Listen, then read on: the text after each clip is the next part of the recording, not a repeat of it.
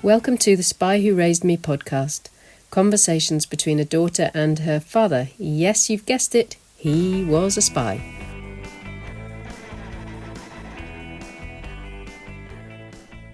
I'm Jane Craigie and I'm here with my dad, Iain Craigie. In the early 1960s, late 1950s actually, my dad, after a 3-year spell in the RAF, working in communications and intelligence gathering, he left the RAF and joined the tax office in Buckie, which is quite a move, Dad. Can you tell me, because I've never asked this question, why did that happen? I'm really glad it did, because that's where you met Mum. Yes.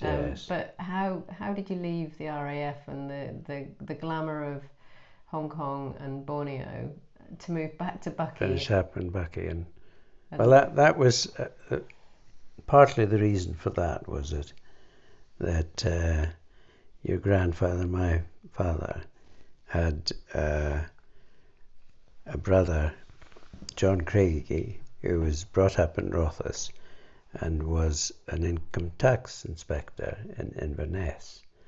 So at the time that I was looking to do something with my life, I had a conversation with him in Inverness, and he said, "Oh, why don't you join the Inland Revenue? I know the inspector down there, Mr. Munro, in Buckie, and I'm sure if you applied for that, you would have a chance of getting in." You see, so I thought about it for a while, and then decided to give it a go, and see, that was an interesting time anyway in a fishing community, with fishing changing and the aftermath of the war, of the Second World War, which still affected the community.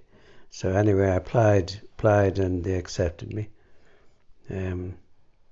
And there we started in Buckie tax office. And one of the big was a thing at that time. They had Schedule A, which meant that landowners, some of them very large landowners like the Countess of Seafield, had to pay tax on an annual basis. So the Countess of Seafield's estates, I mean, she had thousands of acres, and she had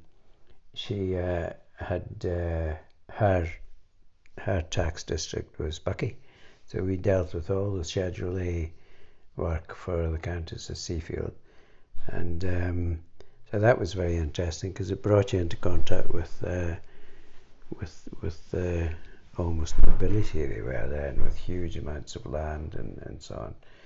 I think we still have many thousands of acres, but and the other thing that was obvious in Buckie was that the fishing fleet, I mean, they had a really active fishing fleet, small harbour, a lot of the boats locally built at the Jones Yard in Buckie. And they used to be very religious at that time. So, and some steamboats and some just engines and so on. And they used to queue up on a Sunday, just before midnight. So they would all get steamed up, and you would go down and have a look, and there would be 30 or 40 boats waiting to go. Of course, they couldn't go out because it was the Sabbath day, and they had to wait till midnight, and then they sounded the all clear, and off they chugged out into the North Sea.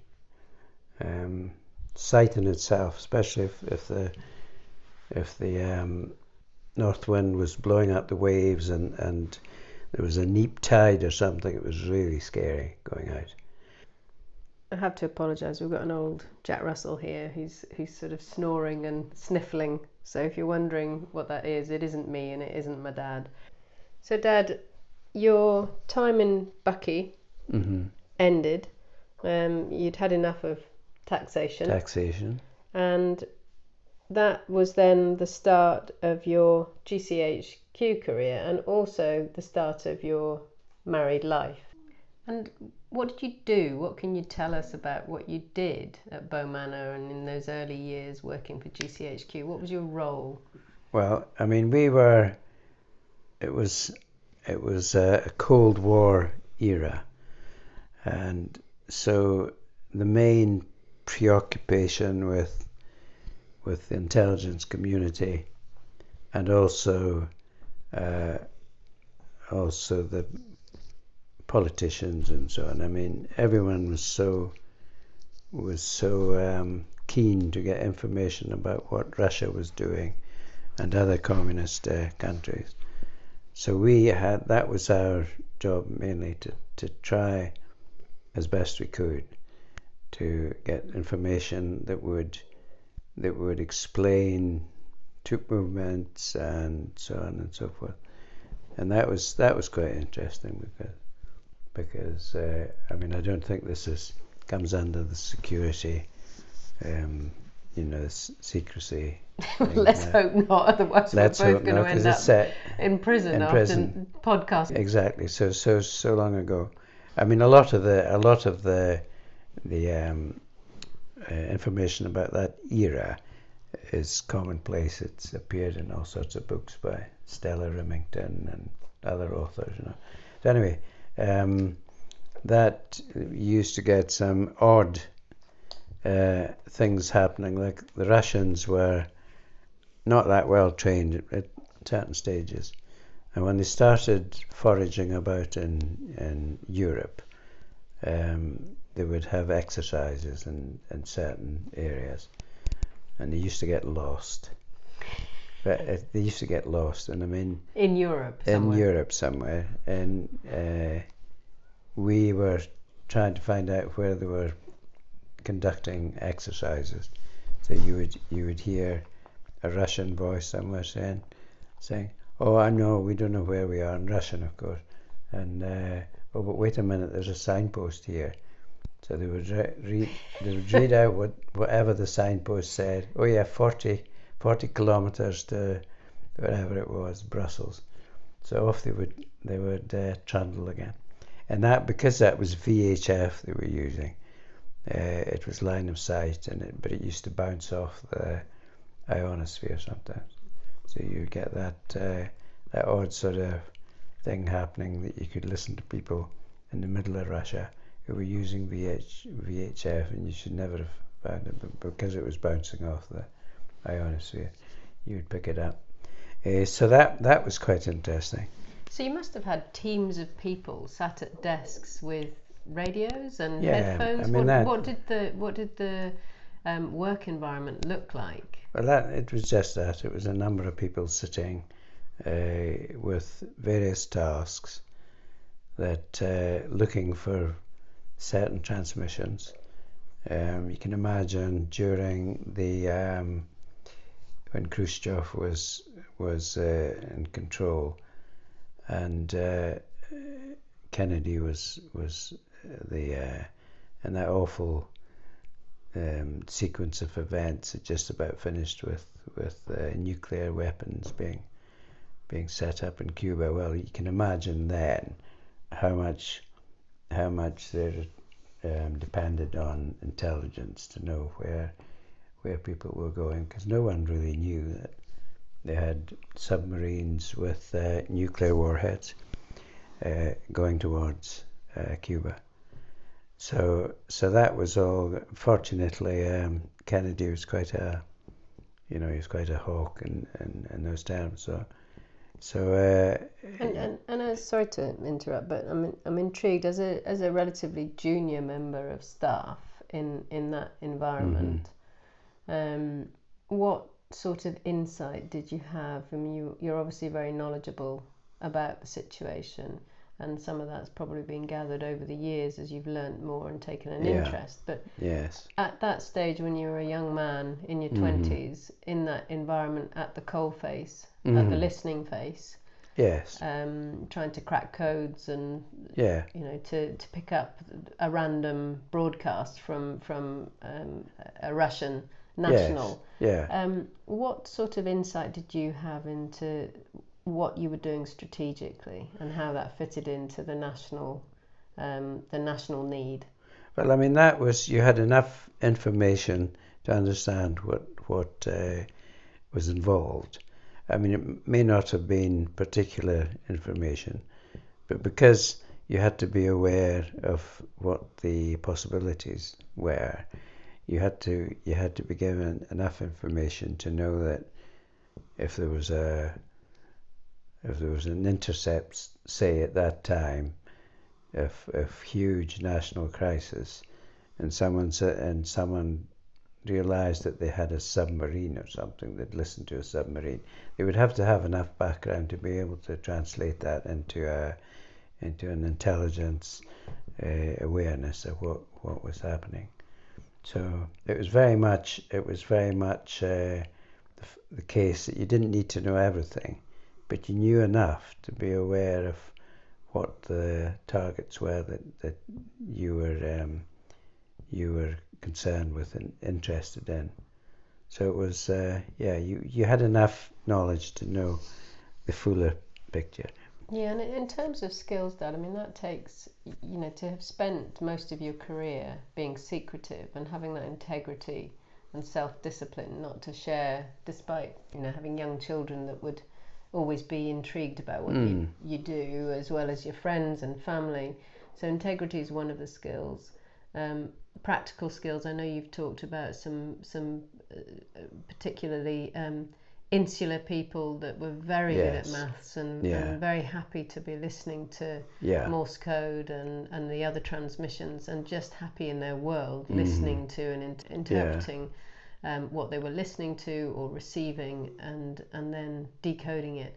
What other skills did good intelligence officers that were either at the listening stations or those that were much more diplomatically engaged, what were the skills that were needed? Well, there's, as always with intelligence, it's a framework of inputs, if you like, with various skills at various stages. And I think what we were doing, you had to have an awareness of, for example, troop movements, because if you were searching a band of frequencies for some sort of target, you would have to have some indication, perhaps from other intelligence sources, that there was movement here, or there was flights taking off here, so that you were primed, so you knew roughly, in that huge spectrum of awareness, what was happening, and that would feed through the intelligence agencies. And I mean, the people you're talking about who were looking at codes and so on, they were very unique, because most of them had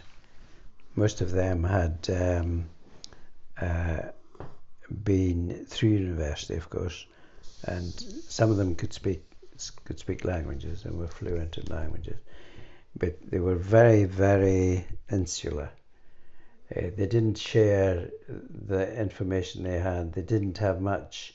The working environment was very much a person sitting at a desk, trying to crack some type of transmission. I mean, Alan Turing was incredible what he achieved, but there were lots of those people who were sitting trying to break into enciphered broadcasts and so on, with the help of computers. Latterly, computers have done so much to be able to understand what people are doing. But it was very much parts of intelligence gathering, quite often isolated. You didn't know what was happening there. But in the end, because you were at at a point where you could intercept broadcasts and so on. You had to have some of that background so that you could do that and do it comprehensively and with some knowledge of what the outcome could have been and so on. And you're the last thing you are is insular, so I can't imagine you sitting at one of those listening stations with headphones on without thinking, I need more from my career than this. And I suppose that's a good segue into your next move, which was over to Cyprus, which and you departed the UK to your posting in Cyprus with GCHQ in February 1965. So tell me about that journey and also about the Cyprus that you arrived into. Yeah, that was as you say, it was in the early 60s, and Cyprus was a totally different experience to what I'd had in the UK. It was a different target for one thing, and of course that at that stage, oil was becoming of prime importance to the civilized world, to Europe, to America, to it was just almost all to do with oil, how to procure it, how to make sure that the supply was ongoing. And of course the Middle East was one of the biggest producers of oil. Saudi Arabia produced huge amounts of high quality grade oil, but in Iraq and Syria and so on, they had huge reservoirs of oil too, which they were exploiting. But the problem there was that there were other political machinations that were going on, that the Russians would have wanted to get as much oil as possible from that situation, and there was just a lot of competition to secure supplies of oil that were as permanent as they could be, but were also safe. So I suppose Cyprus, this is all to do with the physical location. Cyprus, an island stuck out in the Mediterranean, was logistically and strategically in a good position for you to have an intelligence office, or for GCHQ to have an intelligence office. It was in a good being an island too was an advantage, and the fact that it was reasonably close to Iraq and to Syria and to the Lebanon and so on, because that was all an area of interest for us, the Brits. Sounds and the Americans. Very familiar as well. Very Here familiar. We are 5.5 decades on. Yeah. And the same issues are still existing, the same geography. Absolutely. Absolutely. And it's over some of the same factors. Power, oil. Yeah. Power, oil, money. I mean, look at Saudi Arabia, how much they've controlled the politics of the Middle East, and Iraq and Syria and to some extent Turkey. It's all been to do with that, securing supplies of oil, natural gas, and so on. And as I say, Cyprus was in a very convenient position with the whole political scene and economic scene in the Middle East changing so radically. And also, you arrived in Cyprus at a time where the island was in conflict as well. So it was round about, I don't know when the conflict between the Greek and the Turkish Cypriots started. Yeah. But it must have been around that time. So you had this international, global yes. Context, and you also had a very local conflict context as well. That's right. Well, I mean, the island, there's always been a lot of strife on the island because of the Greek interest in Cyprus and the Turkish interest. And when the Ottoman Empire collapsed. That would have been at the time of the First World War, maybe at the end of the First World War. The Ottomans ceded control to Britain. That was in 1878, I think it was. So from that point, there was always an issue between Greece and Turkey as to how that should be worked out. And of course, Cyprus was invaded by the Turks at one stage. But prior to that, there was Greece was very keen to become involved more in Cyprus, because the British had been in control of politics and the economics of Cyprus for many years, since 1878, with a British High Commissioner, and then subsequently the forces were set up at Akrotiri, Deucalion, and so where you were born, as it happens, and that changed the politics in Cyprus. It was a very odd place to live and work, because the Turkish and the Greek communities there are very hospitable people, but they started realizing that unless something was done, they were losing what they had in Cyprus. So at that point, the Greek Cypriot decided to go for enosis with Greece, which is joining up with Greece and becoming a strong power, with the power of Greece and the power of the Greek Cypriots. So that put tension on the island, because the Turkish people in half the island, the northern half of the island, they were saying, well, can't have this, because Greece then will dictate what happens in Cyprus. So there's an awful lot of unrest, and the Greek Cypriots had their political arm, if you like, of that uprising, looking for joining with Greece on a sort of political basis. Grivas was the name of the commander of the terrorists, because it was a terrorist organization, and a lot of soldiers were killed, British soldiers, and a lot of Turkish soldiers were killed. So there was a strong military presence in Cyprus. There was a strong military presence, yes. There was mainly army, but also air force at Akrotiri. So, and that continued right through until quite a late date. So I would think probably into the 80s. In fact, they still have a station there.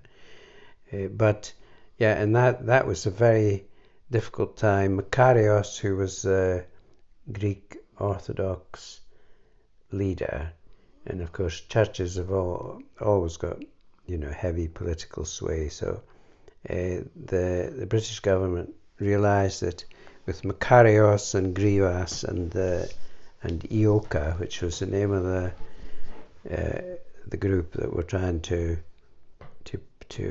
put pressure on British to give up their interest and for Greece to join with them. That went on for a number of years, and it was quite dangerous times in Cyprus, because the Turkish enclave at Famagusta was wholly Turkish. There were no Greeks in that area, but unfortunately it was on the main route from Famagusta to the army base at 9th Signal Regiment, and also to Akrotiri and Dikalia and so on. So the Turkish, some of the Turkish people, military mainly, used to take pot shots from the battlements as we went to work at 9th Signal Regiment. Good grief. And I think I've told you before about one instance where we always normally went in convoys or with 2 or 3 people in a vehicle to go to work.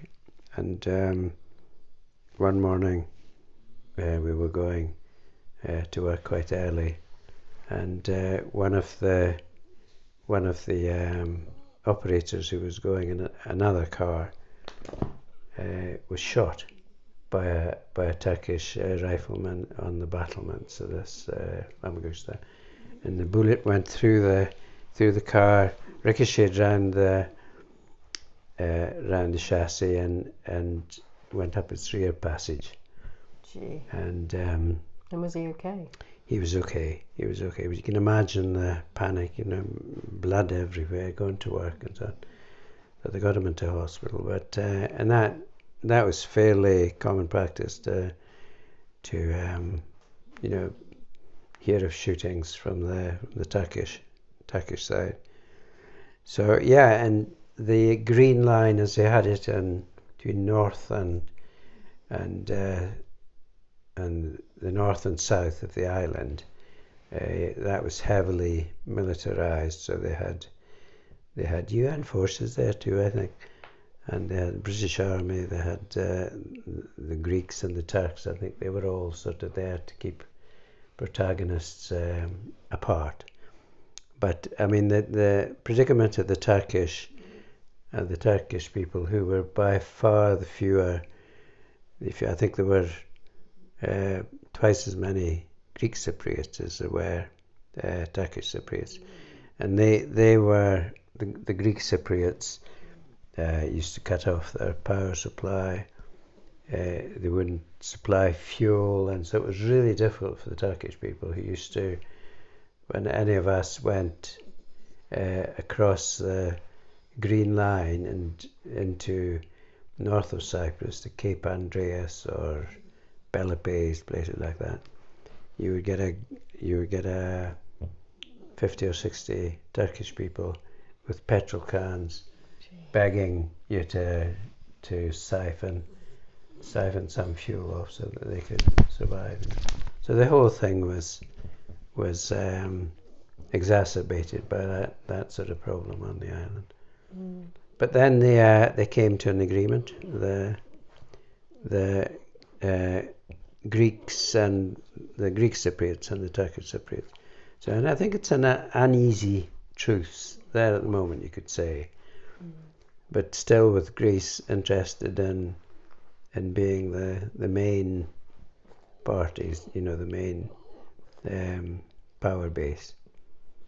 I mean, that's just absolutely fascinating. I had no idea that the country or the island on which I was born was so strategically important. But I'm also really interested in the human story, so your story. I know you've told me the tale of driving over to Cyprus with Mum, and this is testament and an example of another one of your adventurous trips. So, painting the picture, 1965. 1965. Dad, my mum was pregnant with me, and Dad decides it would be a really good idea to drive to Cyprus in an Austin Healey Sprite. With a soft top. With a soft top in February. So, Dad, just tell us about that journey and why you decided to do it, and also about your life with Mum and having me in Cyprus. So your story of living in Cyprus and getting there. I mean, that was different. Poor Wilma, she was from a background of brought up in the fishing community and so on, and she hadn't been away from home before, so we sort of discussed it, and Cyprus is a very glamorous place to go and work. So, and she was up for that. I mean, she realised that Cyprus with the sunshine, the beaches, and all the rest you can do. So anyway, we set off in February, of all times, to drive across and into Italy was where we were picking up the ferry. So anyway, we went there, and it was heavy snow most of the way, because drum brakes on the Ossenheely-Sprite, so they got wetter and wetter, and you had to keep pumping the brakes. And over the I'm trying to think what pass it was, Simplon Pass. One of the passes anyway was horrendous. It had a track that they were keeping open, but it was, I guess, about a car and a half's width. So you could see marks on this pile of snow, which must have been, I don't know, it must have been 6-8 feet deep, where the snowplows had gone through. So the only way you could get past other vehicles, other than getting the one coming uphill to reverse all the way back to the bottom, was to nudge into some of the little caves that other vehicles had made on the drifts at the side. So I had to say to Wilma, "Hold on, Wilma, we're just going to be a bit bumpy here." So as we edge into this, and Wilma would be saying, "I'm feeling sick. So it wasn't a time for morning sickness on top of not morning that sickness. trauma. That's right. So but anyway, we got through that and down the other side, and then it became we drove down the western side of Italy, all the way down to Naples. What an adventure! Oh, it was fantastic. And then we booked in at I kept saying to Wilma, "You'll be all right. We'll find a nice hotel in Naples." So we did. We found this wonderful hotel in Naples.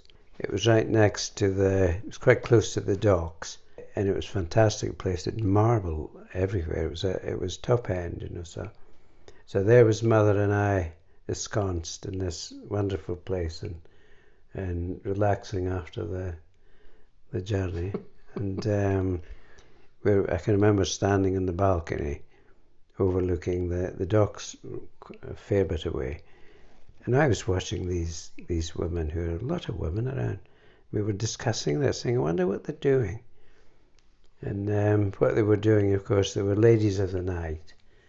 And because it was by the docks, they were plying their trade.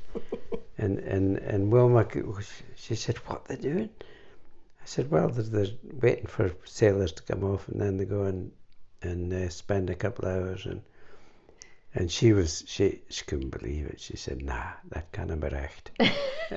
That doesn't happen in Buckie. Doesn't happen in Buckie, you watch. So anyway, so that Naples, and eventually we drove across to Brindisi on the west side of which was great, because it was, you were kind of getting into Mediterranean country, no snow, no mountain passes. So we got there and sailed on the Messapia, it was called, did we go through the Corinth Canal? I think so. But that was quite exciting. And then of course you arrived in Cyprus, heaven. Oh, it was incredible. The sands, the beaches, the freedom. No people virtually then. Places like Iain, which is now packed full of high-rise and so on. We used to go there fairly often, and there was nothing there except for one old fisherman who used to catch some fish, come in and barbecue it for you. Just amazing place. And Paralimni, I think I've mentioned that to you, Jane, mm-hmm. where they were a little bit hostile there, because that was the Greek side, and they used to look suspiciously at any British people who were heading out to Ayia Napa, and they always seemed to be sitting having coffees on the verandas of the restaurants. and it was we'd been there a few weeks, and we were chatting to some other people who'd been there longer, and were saying an awful lot of people were missing fingers and hands and so on. I said, oh yeah, that's because they use dynamite to fish. So they used to light the fuse and chuck it in, and then wait for the concussion of, the fish would all be stunned, and then they used to pick them up. But unfortunately, if the fuses were a little bit short, it used to go off. There were a number of people. They used to say, paralimni, that's where they all have. So that was quite interesting. But all changed now. I mean, you look at Ayia Napa now in photographs, just so different. And what were your enduring memories about living in that community? Because you've always been somebody that doesn't just live the expat life. During all of our upbringing, you've never just tied yourself to the embassy and to the diplomatic community and the military community. You've always gone out to explore the country that you live in, but also the culture within which... and the people, yeah. Yeah, well, that was interesting, because we the second house we lived in was in Famagusta, and of course, that, as I said earlier, that was a mixture of Greek Cypriots and this Turkish enclave, which is quite close to it. And that was interesting in itself, because I bought a BMW there, a new one. It was such an easy place. It was a theme, Daddy. It was a theme. Fast cars. Fast and available and cheap, because there was no tax. So, and this guy, Kostas, who had his BMW agency within sight of the flat we lived in. It's a great big flat on the second floor. I started looking at the cars there and saying, oh, that looks good. So in the end, we bought this BMW. But Kostas, who was Greek, he was an interesting guy, because he had friends in the Turkish enclave, and they used to play football. And he was telling me the story one day over a few glasses of ouzo. He was saying, I used to play there. He said, but as the years went past, you had to be careful. He said, and there's one Turkish defender there we used to play against. He was an enormous guy, and he was tough. He said, I can remember playing one match against him in the Turkish enclave, and he said, I was getting fed up with this chap. Every time I attacked goal, this huge Turkish guy just crunched me. And he said, I was flattened so many times. He said, so I got fed up. So in the end, I waited until he was running past me, and I tripped him up, and he came down like a tree, and he was so mad. He said he was so mad he'd have killed me. So he said I had to run round the Turkish enclave, and with this huge Turk coming after me, trying to catch me, he came into the Greek. Right? He said he didn't catch me, but it was touch and go. But can you remember that? Talk about easy living. We must dig that photograph out of that BMW, because I used to park it there was a garage underneath the flat, and we used to party quite a bit.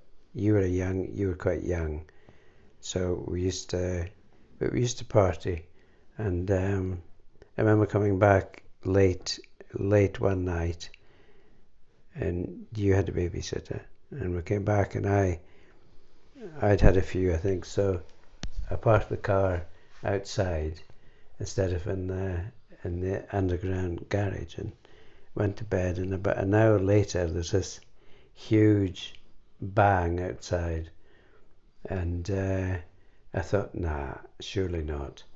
So this new BMW is sitting there where I parked it, with a load of of steel for buildings right through the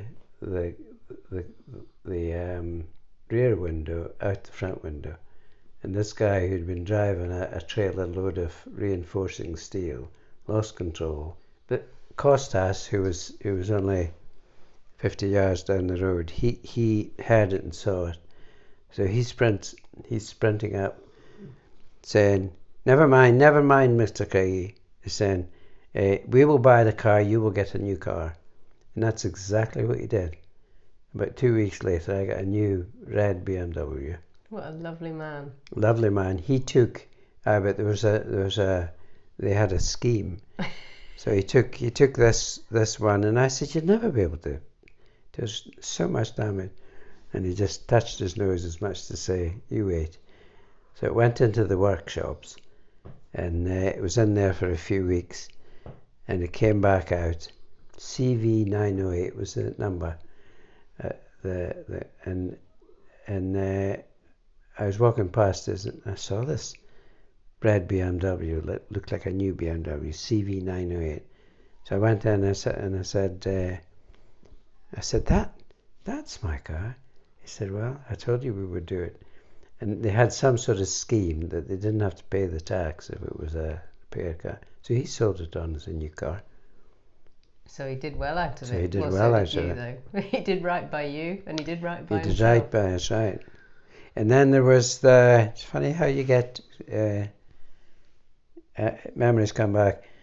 In 1960, you were born in 66, 67, I used to play tennis with this lovely man who worked with me, in fact, Jerry Dalton.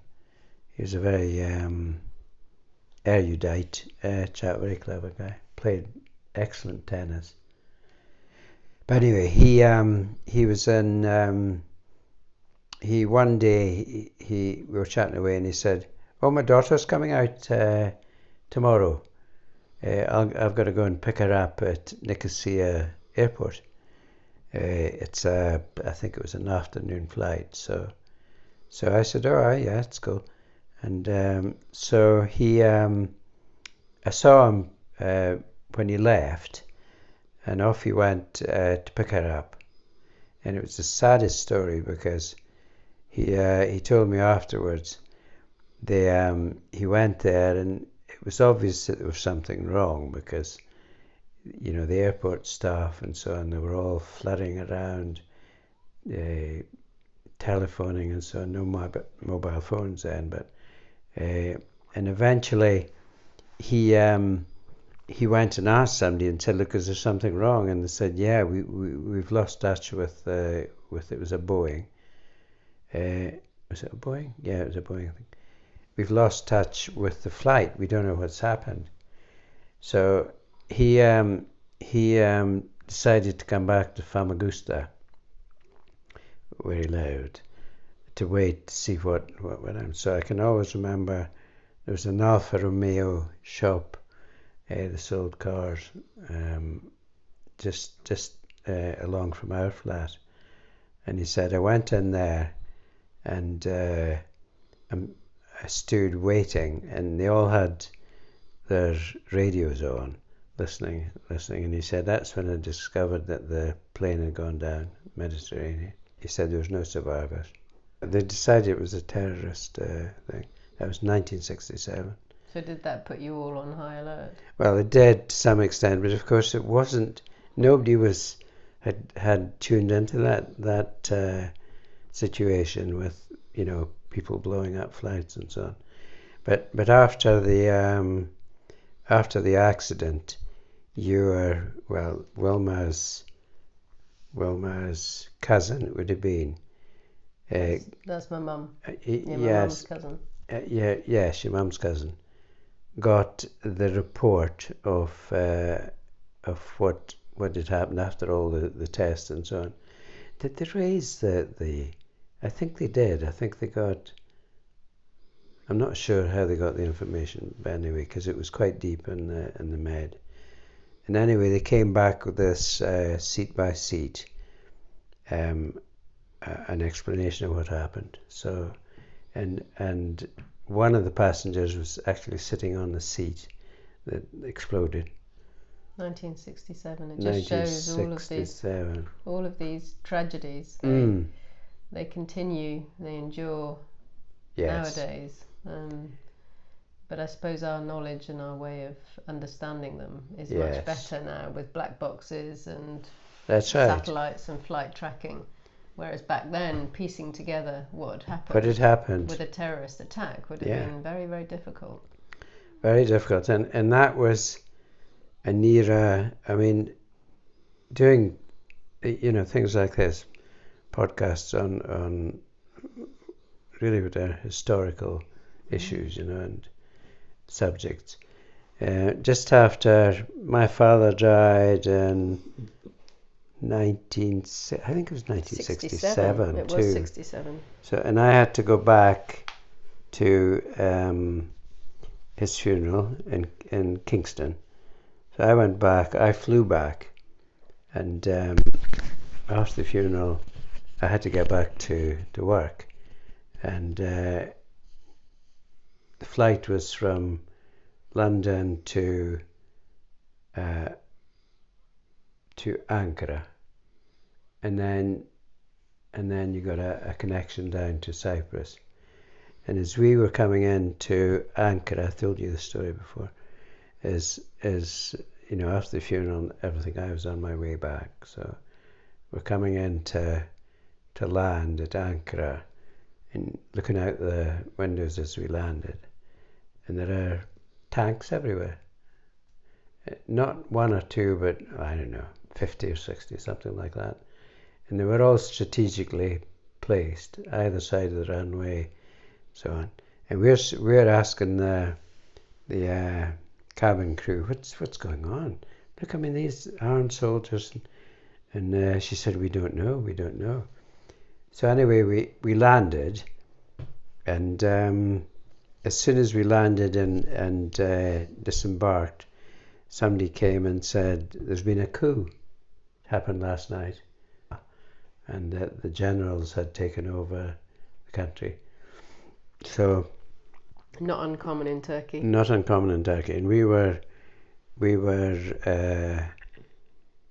we had to stay there for, I think it was 2 nights, maybe 3.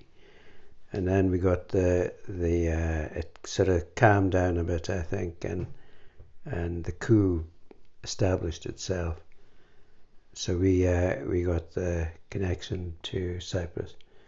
But of course there was, because of the situation, the politics and so on, we were quite interested in what Greece was doing and what the Turks were doing too.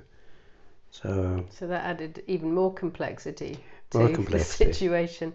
Yeah. Well, one thing, because we're going to round off this podcast in a minute, but one thing I was very interested in when we were chatting earlier, Dad, before the podcast, was you talked about the Morse code. So you said that during your time in Cyprus, one of the things that one of your duties, your team's duty, was to listen to Iraq, and you talked about the Morse code, the clipped Morse code that the Iraqis were using. Could you tell us a little bit about that?